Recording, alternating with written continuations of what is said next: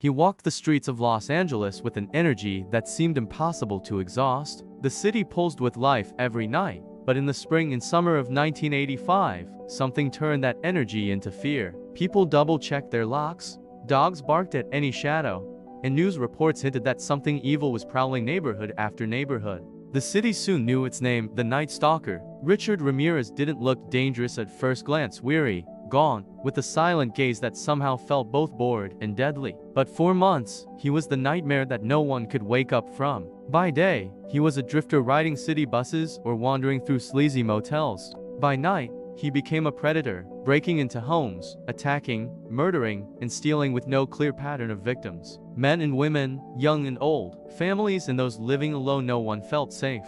The story of Ramirez didn't start with the murders, though. Childhood was a stew of violence and trauma. He grew up in El Paso, Texas, the youngest of 5, watching his father, a railroad worker, struggle with anger. But the biggest influence wasn't at home. It was his cousin Mike, a Vietnam veteran, who introduced young Richard to stories and photos of war crimes and violence. Richard was just 12 when he watched Mike murder his own wife right in front of him. That was the moment something inside him changed. Within a few years, Ramirez drifted to California, sinking into drugs and Satanism. To him, killing became some twisted ritual, a way to achieve power and get vengeance on a world that he felt had never given him a chance. Police struggled to hunt him down. In the early days, there seemed to be no rhyme or reason to the crimes. Sometimes he used a gun, other times a knife or hammer. He left bizarre messages scrawled in lipstick or spray paint, like pentagrams and satanic phrases. The media latched onto his name, the Night Stalker, and suddenly the city felt under siege. Inside homes, he was brutal beyond comprehension.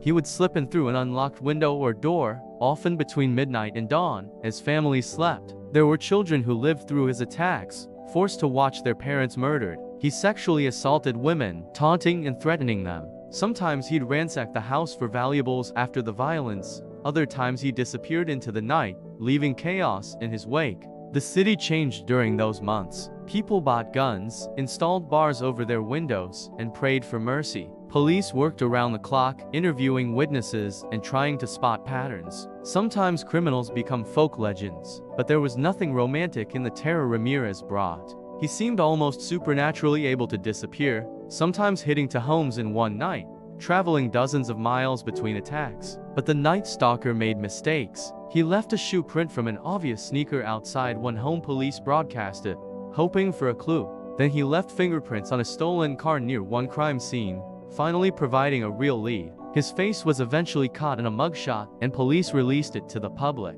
On August 31, 1985, Ramirez tried to steal a car in East Los Angeles, but the city was ready. A group of residents recognized him from news reports and chased him through the streets, beating him and pinning him down until the police arrived. The spell was broken. Ramirez went to trial with a smile and a sneer, flashing a pentagram drawn on his palm. He mugged for cameras, seemed to thrive on the chaos, and showed no remorse for the horror he caused. Jurors and survivors testified to scenes of unimaginable brutality. It was clear this wasn't just a criminal, but a man who worshipped evil. In 1989, he was convicted on 13 counts of murder as well as sexual assault, burglary, and other crimes. He got the death penalty, but even behind bars, the legend grew. Ramirez got fan mail, even marriage proposals. Some saw him as a symbol of rebellion, forgetting the fear, pain, and trauma he caused. His story has lived on in movies, documentaries, podcasts, and TV shows. He became a reminder of danger lurking when you least expect it, of evil wearing a human face. Ramirez died of complications related to lymphoma in 2013 while on death row.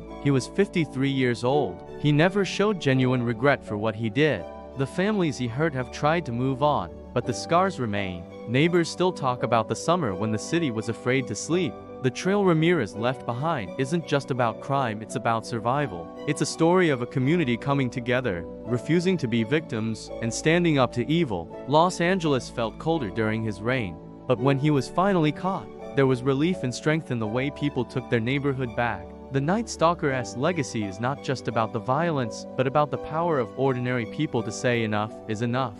It's a story no one ever wanted to live through, but one the city will never forget.